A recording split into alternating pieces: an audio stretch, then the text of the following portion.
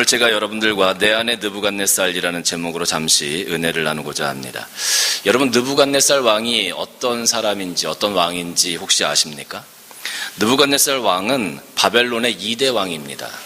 첫 번째 왕이 바벨론을 세우고 나서 그 두 번째로 바벨론의 왕이 된 사람이 느부갓네살입니다. 이 느부갓네살이 애굽의 군대를 그 지금의 현재 중동 지역에서 완전히 몰아내고 바벨론의 큰 제국을 만들었던 사람이 바로 이 느부갓네살이었습니다. 그런데 이 바벨론 앞에 있었던 아수르라는 나라는 나라를 점령할 때마다 그 나라의 모든 것들을 다 멸절시켰습니다. 민족 말살 정책을 폈습니다. 예전에 우리가 일본의 강제 식민지를 살 때 일본이 우리나라 사람들을 창씨개명하고 막 그랬던 것처럼 민족 말살 정책을 폈었어요. 그런데 이 바벨론은 민족 말살 정책을 핀 것이 아니라 그 민족들, 정복한 민족들이 가지고 있는 고유성을 조금은 인정해주는 그런 정책을 폈었습니다. 그래서 이 바벨론이 유다 예루살렘을 함락시킨 다음에 그 예루살렘에 있었던 훌륭한 사람들, 지혜자들을 자기 나라로 데리고 갔습니다. 그래서 교육시키고 자기 나라를 함께 통치하는 통치자들로, 지방의 관리들로 그 사람들을 사용했습니다. 그때 다니엘과 다니엘의 세 친구가 이 바벨론으로 잡혀가게 되는 겁니다. 다니엘서를 보면 1장부터 4장까지 이 느부갓네살 왕에 대해서 기록하고 있는데요. 2장 말씀을 보면 느부갓네살 왕이 한 꿈을 꿉니다. 꿈을 꾸고 박수들과 지혜자와 점치는 사람들을 다 불러 모아놓고 이렇게 이야기합니다. 내가 꿈을 하나 꿨는데 너희들 이 꿈을 한번 알아맞혀봐라. 그리고 해석해봐라. 너희들이 섬기는 신이 정말 신이라면 그 모든 것들을 너희들이 알 수 있을 것이다. 느부갓네살이 이렇게 사람들을 시험합니다. 그런데 말하지 않으니 그 꿈이 어떤 꿈인지 알 수가 없었죠. 많은 사람들이 벌벌 떨었습니다. 너희들이 만약에 그것을 알아내지 못하면 너희들을 다 죽일 것이다. 이렇게 느부갓네살 왕이 선언을 했습니다. 그때 하나님께서 다니엘의 기도를 들으시고 다니엘에게 느부갓네살 왕의 꿈을 보여주셨습니다. 머리는 금이고 가슴과 팔은 은이고 배와 넓적다리는 노시고 종아리는 철이고 발은 철과 흙이 섞여 있는 큰 신상이 있었는데 하늘에서 큰 돌이 와서 그 신상을 쳐버리니까 그것이 다 흩어져 버렸습니다. 그리고 그 돌의 무더기가 태산처럼 쌓였습니다. 이것이 그 느부갓네살 왕이 본 꿈의 내용이었습니다. 그 꿈은 하나님께서 느부갓네살 왕 이후에 많은 왕국들을 세우실 것인데 하나님께서 정말로 기뻐하시는 영원한 왕국이 맨 마지막에 세워질 겁니다라는 그런 미래에 향한 꿈이었습니다. 이 꿈을 해석을 듣고 난 다음에 느부갓네살 왕이 다니엘을 향해서 또 하나님을 향해서 이렇게 고백합니다. 우리 같이 한번 읽어보겠습니다. 시작. 왕이 대답하여 다니엘에게 이르되 너희 하나님은 참으로 모든 신들의 신이시요 모든 왕의 주제시로다. 내가 능히 이 은밀한 것을 나타내었으니 내 하나님은 또 은밀한 것을 나타내는 이시로다. 아무도 맞출 수 없는 자기가 꾼 꿈을 이야기하지도 않았는데 하나님께서 다니엘에게 알게 하셔서 그 꿈 해석까지 느부갓네살 왕에게 보여주셨어요. 그것을 바라보면서 그것을 경험하면서 이 느부갓네살 왕이 너희의 하나님은 참으로 모든 신들 중에 신이시구나. 모든 은밀한 것을 보시는 분이구나 라고 고백했어요. 하나님께서 느부갓네살 왕에게 하나님의 은혜를 경험케 하셨습니다. 그런데 그렇게 하고 나서 이 느부갓네살 왕이 하나님을 잘 섬겼으면 얼마나 좋았겠습니까? 그런데 3장을 보니까 어떤 이야기가 나오냐 하면 느부갓네살 왕이 두라 평지에 큰 금신상을 하나 세웁니다. 금신상의 높이가 성경 3장을 보니까 60 규빗이었다라고 얘기하고 있어요. 여러분, 한 규빗의 길이가 얼마나 되는지 아십니까? 보통 시대별로 다른데 45cm에서 약 50cm 정도를 이야기합니다. 한 규빗이라고 얘기하면 이 팔꿈치에서 이 손끝까지를 한 규빗이라고 우리가 이야기를 하는 겁니다. 그러니까 약 50cm 정도를 잡을 수가 있어요. 근데 60 규빗이라고 하면 50 곱하기 60 하면 약 30m 정도의 높이의 금신상을 세운 겁니다. 건물 층수로 하면 약 12층, 13층 정도 되는 것 같아요. 그 정도 높이의 금신상을 세워놓고 사람들에게 절하라고 하는 겁니다. 나팔 불 때에 수금과 이 음악 소리가 날 때 너희들 다 와서 절하라. 절하지 않으면 너희들 다 풀무불에 던져 죽일 것이다. 많은 사람들이 나팔 불 때에 그 금식당 앞에 나와서 절했습니다. 그런데 사드락, 메삭, 아벳느고가 절하지 않았죠. 그것을 이 느부갓네살 왕에게 사람들이 이야기했습니다. 느부갓네살 왕이 사드락, 메삭, 아벳느고 불렀습니다. 그리고 기회를 한 번 더 줬습니다. 너희들 지금이라도 절하면 내가 너희들을 살려주겠다. 이 느부갓네살이 15절 말씀 보니까 3장 15절 말씀 보니까 뭐라고 이야기하냐면 능히 너희를 내 손에서 건져낼 신이 있겠느냐? 능히 너희를 내 손에서 건져낼 신이 있겠느냐? 무슨 말이에요? 너희들의 목숨은 신에게 달린 게 아니라 내 손에 달려있다라는 거죠. 내 손에 달려있다. 신도 너희를 내 손에서 구해낼 수 없다라고 이야기하고 있는 거예요. 지금 나의 권세가 신보다 더 높다라고 이야기하고 있는 거죠. 많은 사람들이 그 앞에 굴복했습니다. 그런데 사드락, 메삭, 아벳느고가 뭐라고 얘기했냐면 왕이시여, 만약에 하나님이 계시면 하나님께서 우리를 왕의 손에서 건져내실 것이요 또 저 풀물에서도 건져내실 겁니다. 그런데 그리 아니하실지라도, 굉장히 유명한 구절이죠. 그리 아니하실지라도 내가 왕이 만든 저 금신상에게 절하지 않을 줄 아소서. 그러니까 느부갓네살 왕이 그 소리를 듣고 너무나 화가 난 거예요. 그래서 이 세 친구들을, 세 사람을 풀물에 던져 넣었습니다.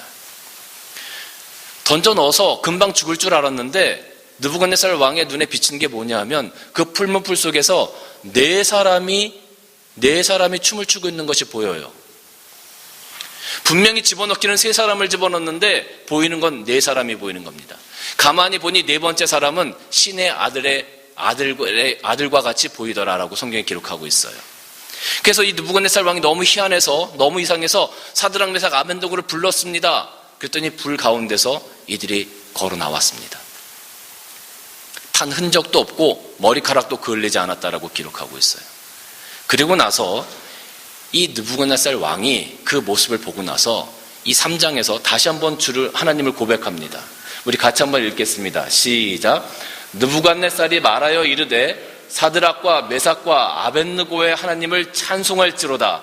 그가 그의 천사를 보내사 자기를 의뢰하고 그들의 몸을 바쳐 왕의 명령을 거역하고 그 하나님 밖에는 다른 신을 섬기지 아니하며 그에게 절하지 아니한 종들을 구원하셨도다. 그러므로 내가 이제 조서를 내리노니 각 백성과 각 나라들과 각 언어를 말하는 자가 모두 사드락과 메삭과 아벳느고의 하나님께 경솔히 말하거든 그 몸을 쪼개고 그 집을 거름토로 삼을지니 이는 이같이 사람을 구원할 다른 신이 없습니다.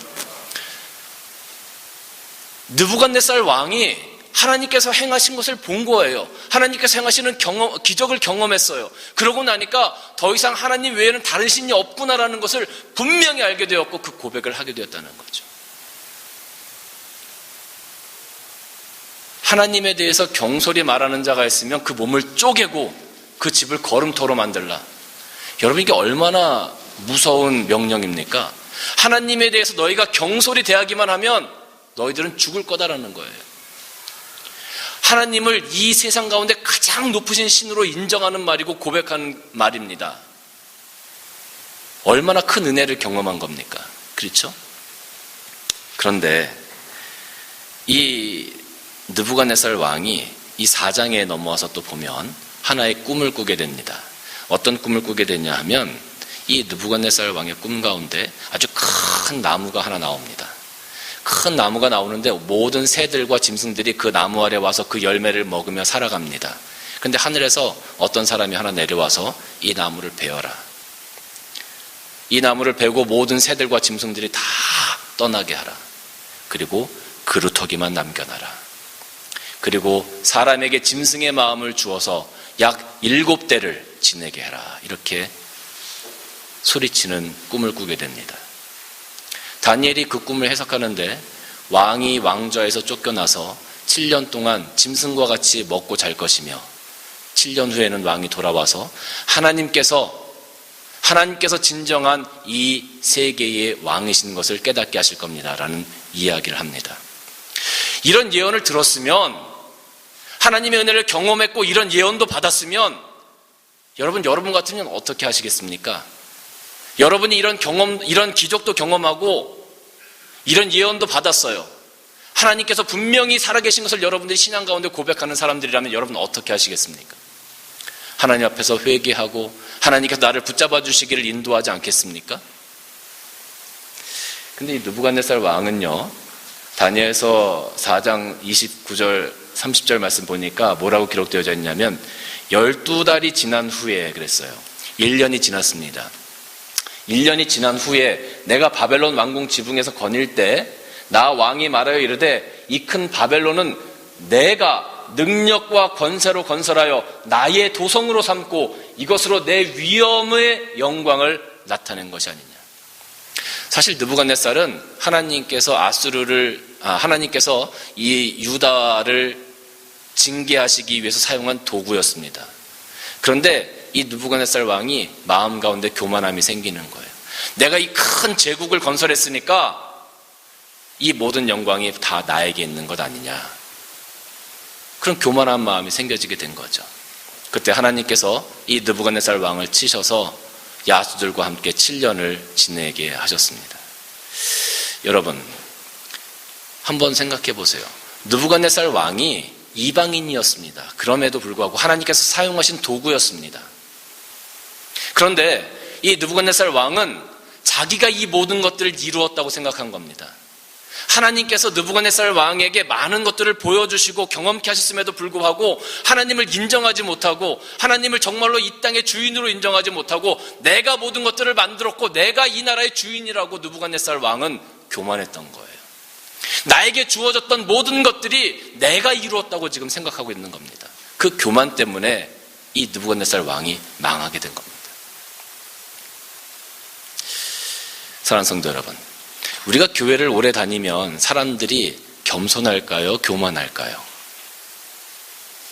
교회를 오래 다니신 분들이 겸손할까요? 교만할까요? 겸손하신 분도 있고 교만하신 분들도 계시겠죠. 그런데 교회를 오래 다니신 분들의 그 마음, 그 신앙의 그 밑바닥을 들여다보면 어떤 마음이 있냐 하면 내가 이 교회 다닌 횟수가 얼만데, 내가 이 교회에 한 게 얼만데, 내가 이 교회에 헌금한 게 얼만데, 헌신한 게 얼만데, 그런 마음들이 이 밑바닥에 깔려 있어요. 그러다 보니까 주인의식을 가지고 교회를 지켜나가는 것이 아니라 주인 행세를 하면서 교회를 지켜나가는 경우가 참 많다라는 거죠. 교회를 오래 다니면 다닐수록 그 교회의 주인공이 되고 싶어 해요. 그 교회에서 가장 높은 위치에 올라가고 싶어 해요. 사람들이 존경해 주기를 바라요. 그래서 교회 다닌 연수가 오래되면 그냥 서리집사의 직분으로 교회에 있으면 뭔가 좀 창피한 것처럼 최소한 안수 집사는 돼야 되고 장로는 돼야지. 그런 생각들이 다 마음밭에 깔려 있어요. 그러다 보니까 직분자를 뽑을 때만 되면 항상 문제가 생기는 겁니다. 하나님께서 나에게 허락해 주신 이 아름다운 교회를 내가 하나님께서 사용하시는 청지기처럼 하나님께서 나를 사용하시는 내가 도구로 나의 모든 것을 들여서 이것을 지켜나가겠다는 생각을 해야 되는 것이 당연한데 사람들은 자꾸 교만한 마음이 든단 말이에요. 내가 주인이 되어야 되고 내가 주인공이 되어야 되고 내가 대접을 받아야 되고 내가 모든 것을 이끌어야 된다라는 생각을 갖게 된다는 거죠. 여러분, 오늘 그런 모습들을 바라보면 이 느부갓네살 왕의 모습과 무엇이 다릅니까? 우리 하나님의 은혜를 많이 경험했잖아요. 지금까지 신앙생활을 하면서 여러분, 하나님께서 여러분들에게 얼마나 많은 은혜를 주셨습니까? 여러분 기도할 때마다 응답해 주셨고 여러분들이 아파할 때마다 싸매 주셨고 내 입술로 찬양케 하셨고 죽을 수밖에 없는 우리들을 예수 그리스도의 보혈로 말미암아 오늘 이렇게 하나님 앞에 나와서 예배하고 찬양하게 하셨잖아요. 나에게 허락해 주신 것이 얼마나 많습니까? 우리 하나님의 은혜를 많이 경험했잖아요. 그럼에도 불구하고 이 느부갓네살 왕처럼 오늘 내가 하나님의 영광을 가로채는, 하나님의 영광을 가리는 그러한 교만한 모습으로 오늘을 살아가고 있지 않느냐라는 거예요. 남을 대접하기보다는 대접받기를 원했고 낮은 자리에 가기보다는 높은 자리에 가기를 원했고 내가 주인공이 되지 않으면 견딜 수 없는 마음의 분노와 좌절과 갈등이 생기지 않았느냐라는 거죠.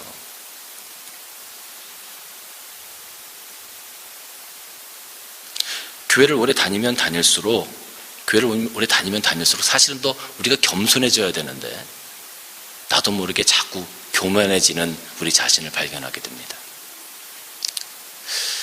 여러분, 예수님의 제자들이 참 훌륭하신 분들이잖아요.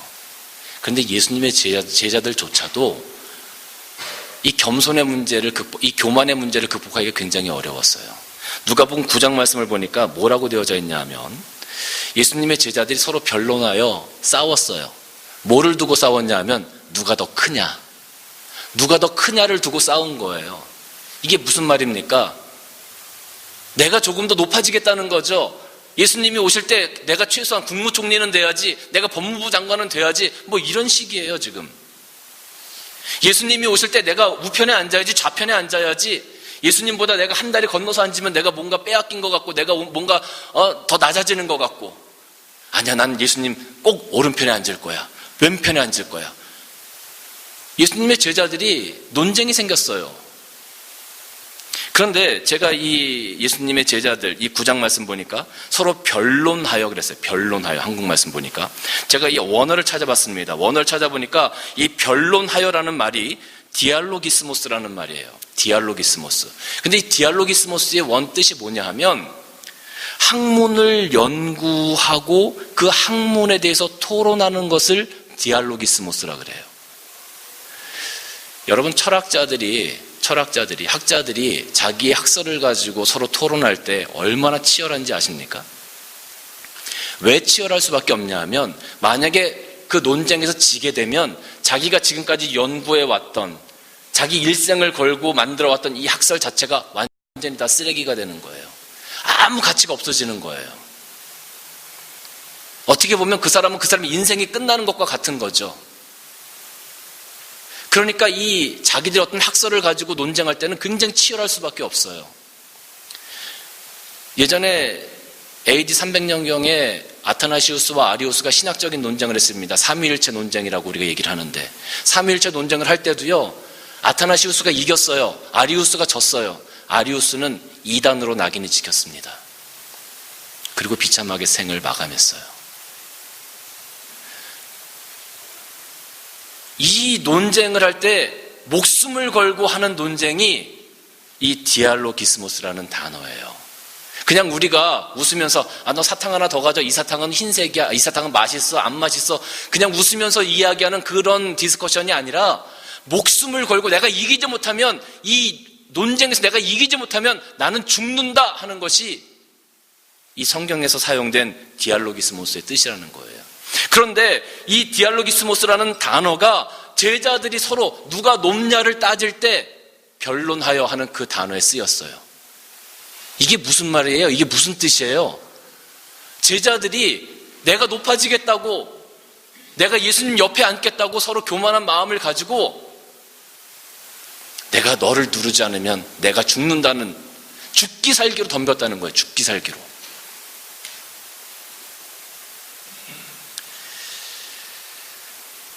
예수님의 제자들은 어부 출신이죠.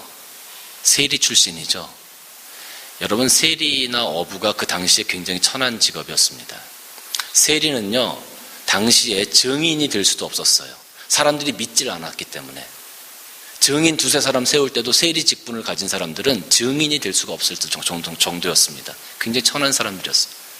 근데 예수님의 제자가 되어서 복음을 들고 이 세상 가운데 예수 그리스도의 이름으로 기적을 행하고 다녔던 사람들이 예수님의 제자인데, 그러면 그것으로 우리가 만족할 수 있어야 되지 않겠어요? 근데 예수님의 제자들은 그것보다 더 많은 것들을 원했어요. 더 높은 자리를 원했어요. 이게 교만의 모습입니다. 그러니까 주님께서 그 제자들에게 어린아이 하나를 데려다 놓으시고, 이 어린아이를 영접하는 것이 나를 영접하는 것이고, 나를 영접하는 것이 나를 보내신 아버지를 영접하는 거다. 누구든지 가장 낮은 자가 가장 큰 자니라.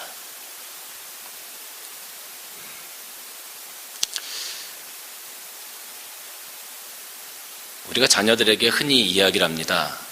좋은 친구를 사귀어라. 너보다 나은 친구를 사귀어라.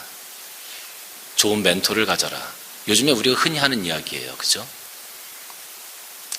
그래야만 우리 자녀의 인생이, 내 인생이 성공하고 잘 될 거다, 편안할 거다라고 생각을 해요. 그런데 여러분, 예수님이 이 땅에 오셔서 나보다 나은 사람 쫓아다니셨습니까? 우리는 요즘에 나보다 나은 사람 쫓아다니려고 그래요. 나보다 잘난 사람 쫓아다니려고 그래요. 그래야 내가 성공할 수 있으니까. 그래야 내가 더 잘 살 수 있으니까. 더 내가 높아질 수 있으니까. 근데 예수님이 이 땅에 오셔서 예수님보다 잘난 사람 쫓아다니셨어요? 예수님은 가난한 사람, 병자, 약자, 고아와 과부들, 세리와 죄인들을 쫓아다니셨어요. 우리는 오늘 예수님의 제자라고 이 땅에서 살아가면서 예수님이 걸어가셨던 길을 쫓아가지 않고 예수님께서 낮은 곳으로 임하셨는데 우리는 매일 저 높은 곳을 향하여 나아가려고 한단 말입니다. 이 얼마나 큰 교만입니까? 이 얼마나 큰 죄악입니까? 여러분 예수님의 제자가 맞습니까? 오늘 이 땅에서 여러분 교회를 대체 왜 나오시는 겁니까? 예수님의 제자로 우리가 오늘 이 땅에서 살아가기 위해서, 이 땅에서 하나님의 빛과 소금으로 살아가기 위해서 우리가 신앙을 가지고 이 자리에 나온 것 아닙니까? 예수님은 낮은 자의 친구로, 없는 자의 친구로 내려가셨는데 우리는 계속 높아지려고 하는, 나아지려고 하는 그런 교만한 모습을 가지고 이 땅에서 살아간다는 거예요. 그럼 느부갓네살과 같은 마음이, 그 소욕이, 그 욕망이 우리들 마음 가운데 아직도 있다는 거죠.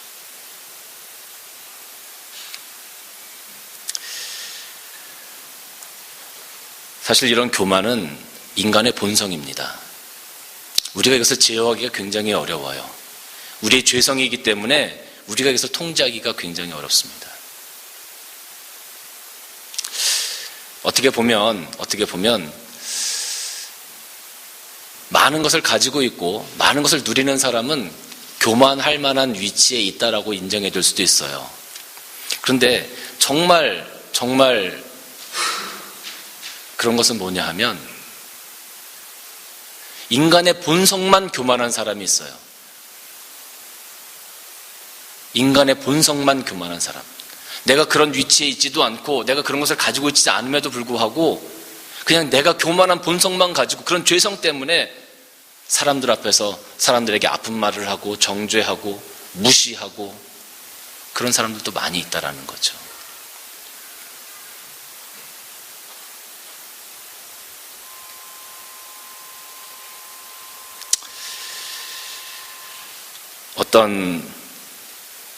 어떤 여인이 거울을 보면서 항상 자기 얼굴을 보면서 만족하며 살아가는 여인이 있었습니다. 거울을 볼 때마다 눈동자가 동그랗고 너무나 예쁜 거예요. 속눈썹도 아주 긴 것 같고, 코를 보면 코도 예쁘고 콧구멍도 아름답게 가려져 있고, 입을 보면 입꼬리도 살짝 올라가 있고 너무 예쁜 거예요, 자기 모습이. 그 모습을 보면서 야, 난 정말 예쁘구나. 아, 하나님이 어떻게 나처럼 이렇게 예쁜 얼굴을 만드셨지? 옆에 사람을 보면 코도 조금 삐뚤 것 같고 눈도 조금 삐뚤 것 같고 자기보다 다 못한 것처럼 보여져요.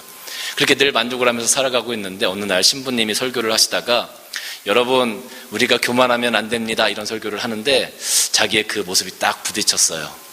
그래서 이 여인이 내가 회개를 해야 되겠구나 하고서 그 고해성사를 하기 위해서 성당을 찾아갔습니다.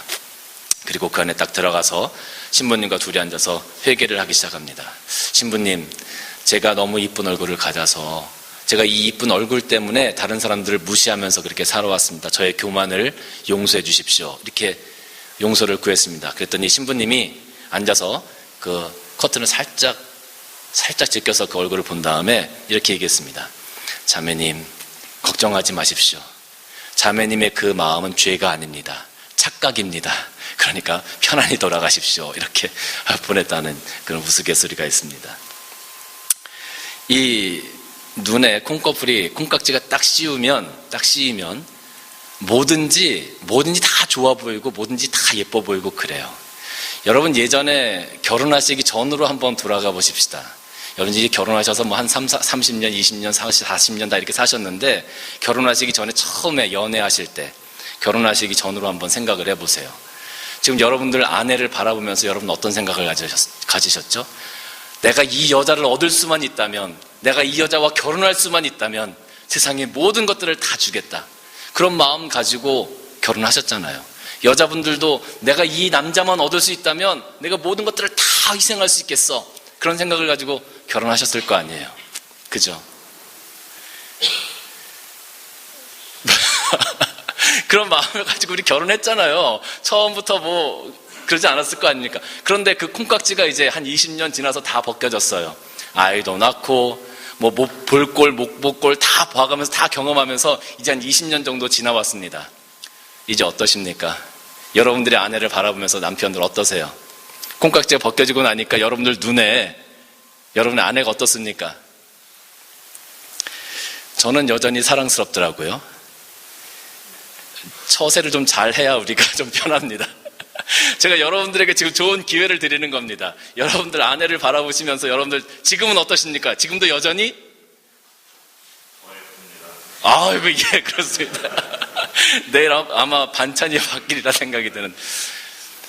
그래요. 콩깍지가 딱 씌이면 아무것도 보이지 않아요. 아무것도. 여러분, 우리 눈에 교만의 콩깍지가 딱 씌이게 되면 아무것도 안 보이는 겁니다. 하나님이 나에게 어떤 은혜를 주셨든지 그것 아무것도 보이지 않습니다. 하나님이 계신지 안 계신지 아무것도 보이지 않습니다. 교만의 콩깍지가 딱 씌이게 되면 우리가 하나님의 음성도 들을 수 없고요. 하나님의 역사하심도 바라볼 수가 없어요.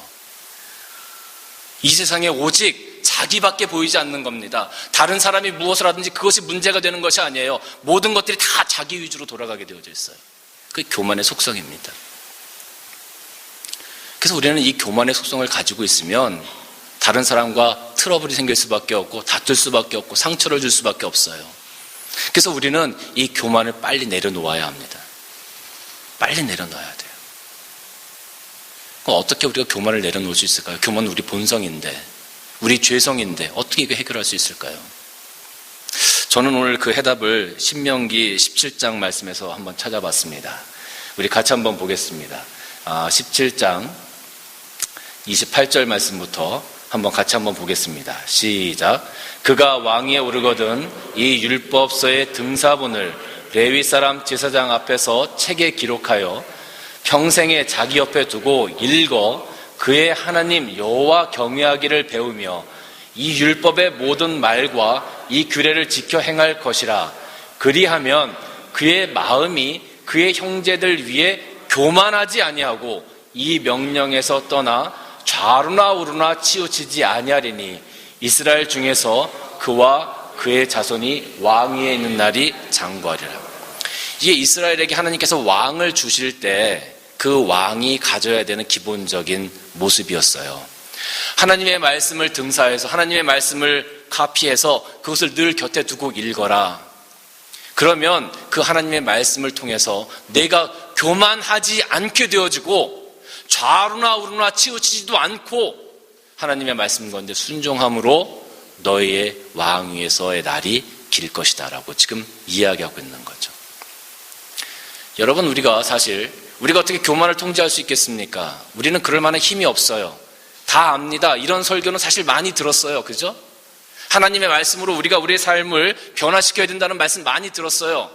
그런데 오늘 제가 여러분들에게 한 가지만 더 말씀드리고 싶은 것은 뭐냐 하면 우리가 이런 말씀을 많이 들었어요. 머리로는 다 알아요. 정말 중요한 게 뭐냐 하면 가슴으로 알아야 돼요. 가슴으로. 내가 하나님의 말씀을 머리로 지식으로 아는 것이 아니라 하나님의 말씀을 경험하는 삶을 가져야 된다는 거예요. 하나님의 말씀을 경험하는 삶을 가질 때, 그러한 삶을 우리가 살아갈 때 비로소 우리는 겸손해질 수 있다는 거예요. 이게 무슨 말이냐면요, 여러분 100만 원 가진 사람이 10만 원 가진 사람 앞에서 자랑할 수 있어요. 그죠? 나 100만 원이나 가졌어. 근데 100만 원 가진 사람이 1000만 원 가진 사람 앞에서 자랑할 수 있겠어요? 1000만 원 가진 사람은 100만 원 가진 사람 앞에서 자랑할 수 있어요. 그런데 1억을 가진 사람 앞에서 자랑할 수 있겠습니까? 자랑할 수 없어요. 나보다 더 큰, 나보다 더 많은, 나보다 더 엄청난 존재를 만나게 되어지면 우리는 그래서 자랑할 것이 아무것도 없다는 거예요. 다시 말하면 하나님의 말씀을 우리 가슴으로 삶 가운데 경험해야 된다는 것은 내가 하나님을 지식적으로 아는 것이 아니라 하나님을 우리 삶 가운데 경험해서 내가 하나님 앞에서 완전히 꼬꾸라져서 하나님이 이 우주를 주관하시는 주제이시고 이 우주를 창조하신 창조주이시고 나의 인간의 모든 생사를 주관하시는 주관자라는 고백이 내 삶 가운데 나올 때 비로소 우리는 이 교만의 문제를 해결할 수 있는 거예요. 그런 분 앞에 서서 우리가 어떻게 교만할 수 있겠습니까? 안 그래요? 그런 하나님, 그런 위대하신 하나님, 그런 광대하신 하나님 앞에 서서 우리가 어떻게 교만해질 수 있겠어요? 우린 이 세상의 먼지와 티끌보다도 못한 존재들인데 그 말이 안 되는 거죠. 그런 분 앞에 서서 우리가 어떻게 교만해요? 우리가 지식적으로만 하나님을 알면 말씀 앞에서 교만해질 수 있어요. 그런데 그런 하나님을 경험하고 그런 하나님 앞에서 정말로 나의 모든 것을 다 내려놓고 예수 그리스도 앞에서 눈물을 흘리며 내가 죄인이었다는 것을 고백하는 그런 삶의 믿음의 신앙의 고백이 경험이 있는 분들은 절대로 하나님 앞에서 교만해질 수가 없다는 거죠. 이 말씀을 머리로만 알고 있으면 교만합니다. 우리 삶 가운데 경험으로 주 앞에 내어놓으면 우리는 겸손해질 수밖에 없다는 거예요. 사랑하는 성도 여러분, 고린도전서 15장 31절 말씀 보면 바울은 이렇게 고백해요. 나는 날마다 죽노라. 나는 날마다 죽노라. 예수 그리스도의 고난을 내 삶 가운데 채워서 나는 날마다 죽는다. 우리가 세상 가운데 살아가면서 여러분 하나님의 예수 그리스도의 제자로 살아가면서 우리 교만한 모습 이제 좀 내려놓았으면 좋겠어요. 우리가 교회 가서 세상 가운데 살아가면서 사람들이 성도들이 왜 빛과 소금으로 살 수 없습니까? 우리가 교만한 모습을 아직도 내 마음 가운데 가지고 있기 때문에 그래요. 그걸 내려놓고 우리가 겸손한 모습으로 정말로 예수님의 제자처럼 낮은 곳에 가서 대접을 받기보다는 대접하는, 높은 자리에 서기보다는 낮은 자리에서 섬겨주는 그런 사랑을 우리가 실천해 나간다면 그것이 진정 예수님께서 기뻐하시는 제자된 삶이 아니겠습니까? 이제 내 마음 가운데 있는 교만 좀 빼냅시다. 그리고 하나님께서 기뻐하시는 그런 삶 좀 제발 좀 살아드립시다. 제발 좀 이제 우리 기독교인들 세상 사람들에게 욕 좀 그만 먹읍시다. 사랑하는 성도 여러분, 저 사람이 저래서 내가 상처를 받았어, 저 사람 나쁜 사람이야 손가락질 하기 전에 내가 먼저 내 속에 있는 교만 내려놓고 주님 앞에서 눈물 흘리며 하나님의 위대하심을 찬양하고 겸손한 자리에 먼저 서시는 여러분들 되시기를 주님의 이름으로 간절히 축원합니다.